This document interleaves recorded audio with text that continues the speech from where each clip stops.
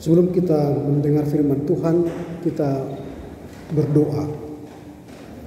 Damai sejahtera Allah yang melampaui segala akal, itulah kiranya yang memelihara hati dan pikiranmu dalam Kristus Yesus Tuhan kita. Amin. Firman Tuhan yang akan kita dengar dalam rangka merayakan Natal di STM Budi Luhur Medan tertulis dalam kitab Injil menurut Lukas pasal yang kedua ayat ke-14. Demikian tertulis, kemuliaan bagi Allah di tempat yang maha tinggi dan damai sejahtera di bumi di antara manusia yang berkenan kepadanya.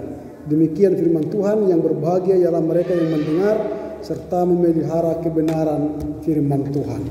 Horasma di Tasbihna. Selamat Natal bagi kita. Saya senang dengan fragmen yang baru saja kita saksikan, dan itu menjadi gambaran kehidupan nyata di dunia ini. Dan ini menjadi pergumulan orang percaya sepanjang zaman. Artinya di tengah kehidupan yang penuh dengan pergumulan ini, kita mencari solusi, mencari jalan kita masing-masing untuk menjawab setiap pergumulan kita. Dan di situasi seperti itulah butuh ada seorang yang akan memberikan damai sejahtera bagi kita. Di tengah pergumulan ekonomi, di tengah pergumulan kesehatan, di tengah pergumulan kesuksesan karir, di tengah kehidupan rumah tangga, di tengah kehidupan bermasyarakat, ada banyak yang membuat kita ragu akan kedatangan Tuhan, atau kita ragu akan eksistensi Allah yang akan menyertai kita. Dan di situasi seperti itulah butuh damai sejahtera di bumi ini. Kalau semua manusia sudah damai sejahtera, maka kita akan sanggup menghadapi atau menerima kenyataan hidup. Kita tidak perlu lagi mencari solusi lain atau mencari kekuatan dunia ini untuk menjawab kebutuhan kita. Maka tema Natal yang akan kita renungkan pada malam ini di STM Budi Luhur ialah kemuliaan bagi Allah dan damai sejahtera di bumi. Ada dua hal yang akan menonjol dalam tema ini yang akan kita gumuli nanti dalam perayaan Natal ini. Yang pertama, kemuliaan bagi Allah di tempat yang maha tinggi. Ini menggambarkan sebuah pujian yang datang dari orang yang bergumul, yang ketakutan. Para gembala tidak pernah melihat ada sesuatu yang menarik dalam hidupnya. Mereka setiap hari di padang atau di hutan atau di tempat yang sepi hanya untuk menjaga ternak. Tidak pernah terbayang dalam hidupnya untuk menikmati kemewahan. Tidak pernah terbayang dalam hidupnya untuk menikmati harta yang melimpah. Tidak pernah terbentuk di dalam pikirannya untuk bisa memoles dirinya supaya lebih cantik, lebih ganteng. Karena setiap hari dia bertemu dengan piaraan gembalaannya dan ancaman-ancaman binatang buas dan kehabisan makan dan sebagainya. Tetapi di situasi ketakutan itu, malaikat Tuhan kepada mereka menunjukkan sebuah kabar baik yang menyatakan pada hari ini telah lahir bagimu Kristus Tuhan di kota Betlehem. Kepada mereka yang bergumul diberikan kabar baik. Supaya apa? Mereka beroleh damai sejahtera. Jadi kemuliaan Allah yang tempat maha tinggi itu menjadi kabar baik turun ke bumi. Dan setiap orang yang menerima kabar baik itu akan memperoleh damai sejahtera.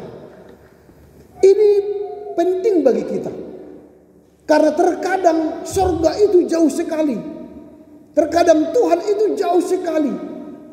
Sulit kita merangkuhnya, sulit kita mendekatkan diri kepadanya, atau sulit kita memahami kemuliaannya, sehingga kita gagal melihat kemuliaan Allah itu. Lalu kita mencari jalan lain untuk memuaskan diri kita. Pergilah jalan-jalan hedonisme saat ini. Pergilah memoles diri untuk menunjukkan eksistensinya paling hebat. Pergilah mencari solusi lain untuk percepatan pangkat jabatan dan kekayaan kepada dukun-dukun. Ini yang membuat kita gagal memperoleh damai sejahtera. Apa akibat dari setiap orang yang mencari jalan lain, bukan memuliakan Allah, tetapi memuliakan diri, tetapi mencari solusi sendiri? Apa akibatnya? Tadi semua bertanya, ibu penguasa, adakah namaku disebut di sana? Tidak ada. Apakah ada namaku? Tidak ada. Namaku? Tidak ada. Namaku? Tidak ada. Hei malaikat, bawa mereka ke tempat yang mengerikan. Neraka. Penghakiman bagi orang yang mencari damai sementara. Bagi orang yang mencari kenikmatan sementara. Bagi orang yang mencari kekayaan dari cara dunia. Bagi orang yang mencari kesembuhan dengan cara dunia. Nama-nama mereka tidak ada di kitab kehidupan. Tidak punya damai sejahtera. Nah, ini menjadi pergumulan kita. Bagian yang pertama, kemuliaan bagi Allah tempat maha tinggi, itu menghormati Allah yang menjadi skala prioritas. Jadi kalau kaum gembala itu datang ke Betlehem, lalu mereka melihat bayi Yesus yang terlahir di Betlehem, sikap pertama mereka, prioritas pertama mereka ialah memuliakan Allah. Maka mereka berkata, kemuliaan bagi Allah di tempat yang maha tinggi. Jadi apapun kehidupan kita, pergumulan kita, tantangan hidup kita, usahakanlah memuliakan Allah. Tadi orang yang diserang, apakah betul hanya berdoa ya menyelamatkan kami? Apakah betul hanya berdoa bisa membuat kami kaya? Apakah berdoa membuat kami bla bla bla? Lalu apa katanya? Firman Tuhan berkata, bertobatlah, kembalilah ke jalan Tuhan, kembalilah melakukan kebenaran. Orang-orang yang seperti itu, yang memprioritaskan kemuliaan bagi Tuhan, dia akan memperoleh damai sejahtera di bumi ini, dan namanya tercatat dalam kitab kehidupan. Hai malaikat, berilah dia mahkota kehidupan. Jadi bagian yang kedua dalam tema ini ialah damai sejahtera di bumi di antara orang yang berkenan kepadanya. Jadi damai sejahtera itu hanya diberi kepada orang yang berkenan kepada Allah. Siapakah orang yang berkenan kepada Allah dari fragmen tadi? Ialah orang yang memuji, memasyurkan, meninggikan Tuhan. Dan siapakah orang yang tidak beroleh damai sejahtera? Ialah mereka yang mencari jalan pintas, atau memuji diri, atau membanggakan diri dengan cara dunia. Jadi firman Tuhan hari ini dalam perayaan Natal STM Budi Luhur memberi kita inspirasi bagaimana kita merayakan Natal. Sehingga Natal ini membawa damai sejahtera bagiku, bagi keluargaku, bagi STM Budi Luhur, bagi masyarakat dan bangsa dan negara. Pertanyaan kita sekarang ialah bagaimana cara para gembala yang mendengar kabar baik itu memuliakan Tuhan. Kalau kita baca teks ini secara komplit dari ayat 8 sampai ayat 20, maka kita akan belajar bagaimana cara malaikat yang mendapat kabar baik itu memuliakan Allah di tempat yang maha tinggi. Yang pertama, mereka dikatakan di sini kemuliaan bagi Allah di tempat maha tinggi. Yang pertama yang mereka lakukan para gembala itu ialah menerima kabar baik. Kalau kita baca ayat 8 sampai ayat 12, dikatakan dalam teks seperti ini. Di daerah itu ada gembala yang tinggal di padang menjaga kawanan ternak mereka pada waktu malam.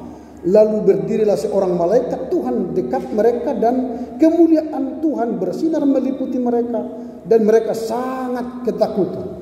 Kata malaikat itu kepada mereka, "Jangan takut, sebab sesungguhnya aku memberitakan kepadamu kesukaan besar untuk segala bangsa. Hari ini telah lahir bagimu juru selamat, itu Mesias Tuhan di kota Daud.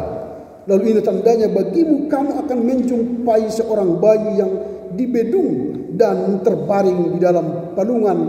Tiba-tiba tampaklah sama-sama dengan malaikat itu sejumlah besar bala tentara." Jadi sikap yang pertama yang mereka lakukan dalam rangka memuliakan Tuhan ialah menerima kabar baik. Jadi kalau kita STM Budi Luhur ingin berbahagia di bumi ini atau memperoleh damai sejahtera, tugas kita yang pertama untuk bisa memuliakan Tuhan di tempat yang maha tinggi ialah terimalah kabar baik. Itu sebab tadi ibu yang mengatakan, bertobatlah, kembalilah kepada firman Tuhan, terimalah kabar baik. Hanya orang yang menerima kabar baiklah bisa namanya terdaftar di buku kehidupan. Hanya orang yang menerima kabar baiklah bisa mengatasi setiap persoalan hidupnya di dunia ini. Hanya orang yang menerima kabar baiklah akan memperoleh berkat Allah yang berkelimpahan.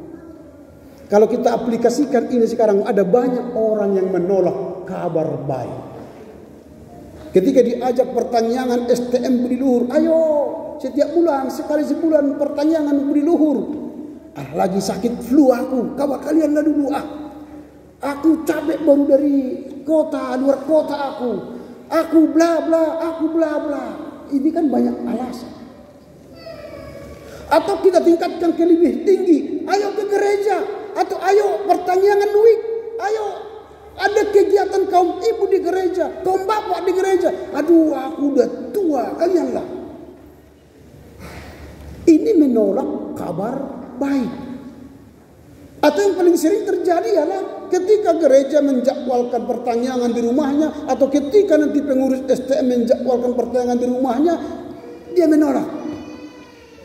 Ini disebut dengan menolak kabar baik. Tetapi para gembala tidak pernah mengatakan, hei kami ini para gembala, jangan kasih tahu ke kami dong. Ada di situ raja, ada di situ orang hebat, orang kaya, orang majus. Mengapa kepada kami?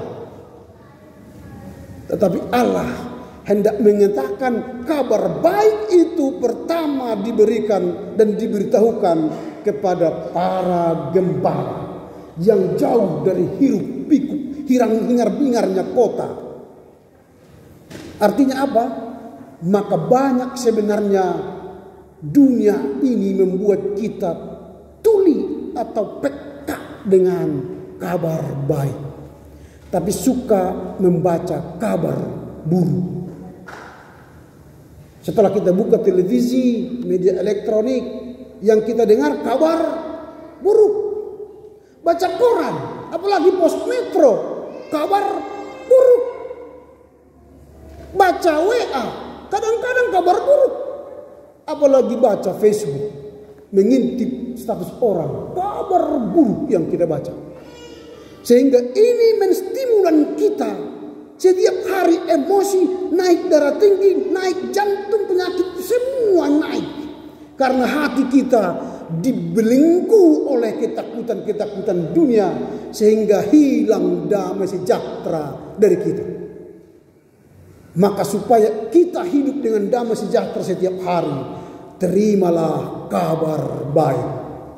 Bacalah firman Tuhan setiap hari untuk memuliakan Tuhan.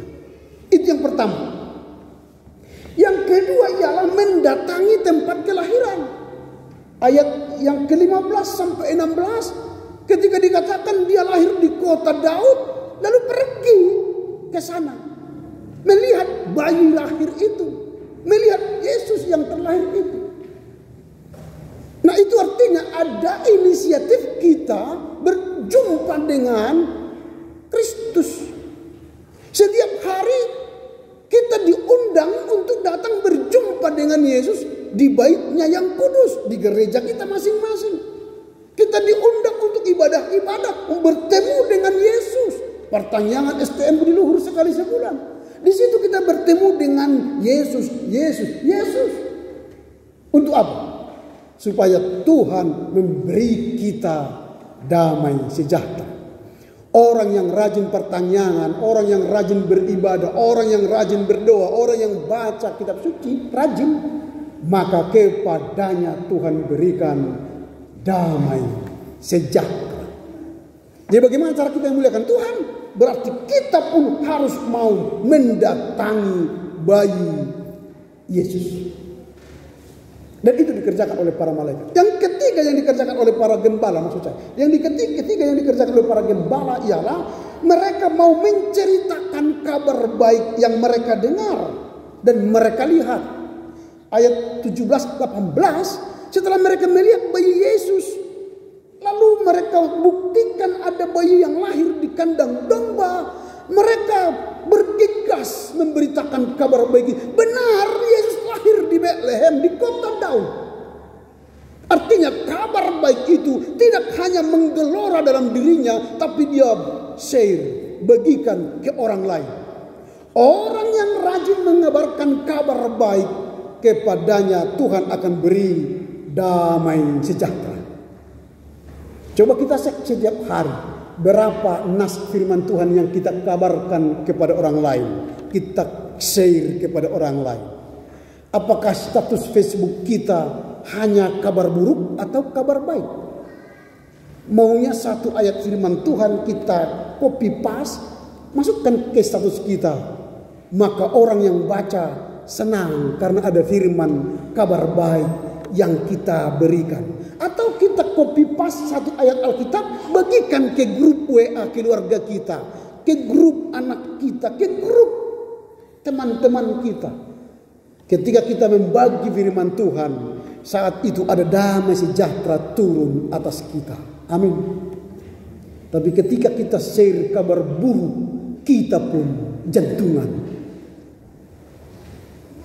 Jadi ketiga cara kita memuliakan Tuhan ialah share kebaikan Tuhan, share kabar sukacita, kabar baik, supaya kita beroleh damai sejahtera. Yang keempat, yang terakhir yang dikerjakan para gembala ialah mereka memuji, memuliakan Tuhan. Ayat 20. Jadi para gembala dalam rangka memuji kemuliaan Tuhan itu mereka bernyanyi, memuji, bersyukur, memuji Tuhan. Tidak menghabiskan waktu dengan waktu yang tak berguna, tak bermanfaat. Daripada menghabiskan waktu ngobrol, ngarol, ngidul, lebih baiklah mendengar YouTube khotbah pendeta, kan gitu kan? Atau mendengar musik-musik rohani yang membangunkan semangat kita kembali.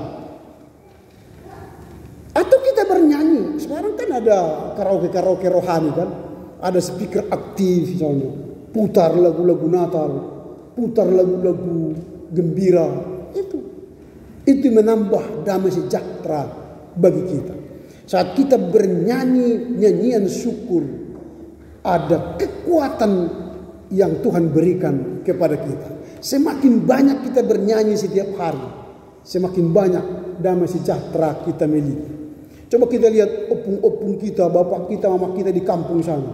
Kalau dia punya masalah, langsung dia nyanyi.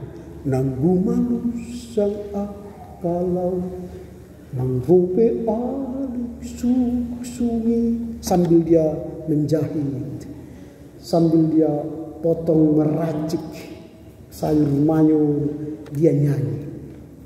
Ketika dia gundah gulana, dia bernyanyi.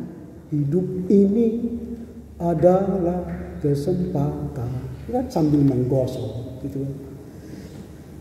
Ketika dia bernyanyi, sebenarnya ada kekuatan yang Tuhan berikan kepada kita. Mungkin mengatasi persoalan anak kah, persoalan karir kah, persoalan ekonomi yang pas-pasan kah. Kita diberi Tuhan kekuatan. Nah, ketika kita memuji Tuhan di tempat yang maha tinggi, maka damai sejahtera Allah ada pada kita. Inilah yang dikerjakan para gembala kala itu.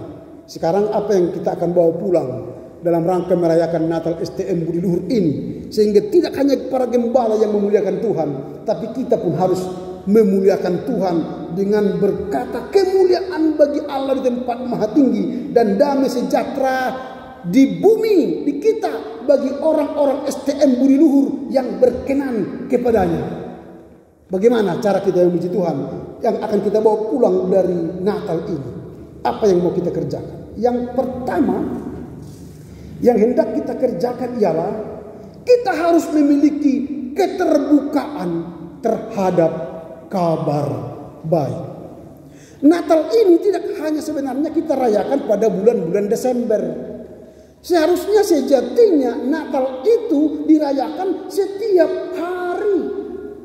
Kalau kita baca tadi, coba kita baca dulu ayat yang ke-11.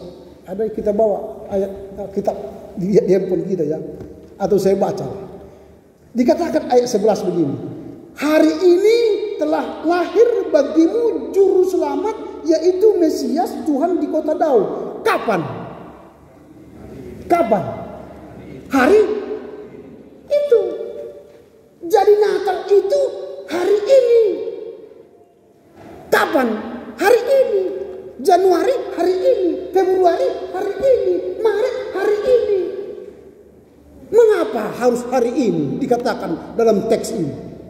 Supaya kita setiap saat menerima kabar baik. Yesus lahir di hatiku, di perkataanku, di perbuatanku, di sikapku. Supaya apa? Aku beroleh damai sejahtera. Jangan musiman. Musim Natal baru pergi ke panti asuhan kan? Lewat Januari, Februari, Maret, April, lupa. Kan itu. Bukan.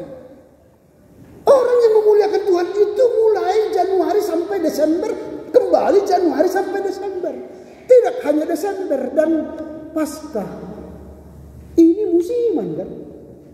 Jangan begitu. Ini yang mau kita rayakan. Pulang kita pada perayaan Natal STM Budi Luhur ini, pulang ke rumah, kita harus terbuka setiap hari terhadap kabar baik. Mengapa? Karena hari ini telah lahir bagimu juru selamat, Mesias di kota Daud. Jadi kalau pulang nanti ke rumah, Mak, Pak, apanya oleh-oleh Natal STM Budi Luhur? Katakanlah, hari ini telah lahir bagimu juru selamat di kota Daud. Apa itu, Mak? Terbukalah dengan kabar baik. Maulah kau ke gereja. Gitu kan. Itu aplikasi.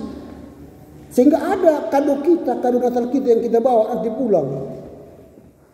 Yang kedua ialah kita harus tekun untuk menemukan Kristus. Artinya orang percaya jangan temporal, jangan musiman. Musim Natal rajin ke gereja, habis Natal tenggelam. Itu namanya Kristen kapal selam. Muncul ketika Natal, muncul ketika baptisan, muncul ketika sidi, muncul ketika nikah. Habis itu selesai, tenggelam di bawah sana. Tapi orang yang meninggikan Tuhan tidak Kristen kapal selam, tapi Kristen yang kontinu selama hidup. Tampak terus dalam pemujiannya bagi Tuhan.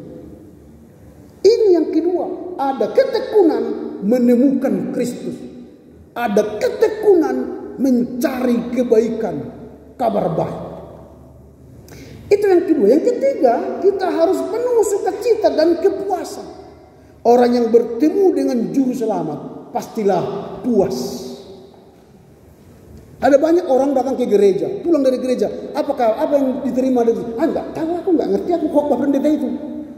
Ya, dia bawa kabar buruk.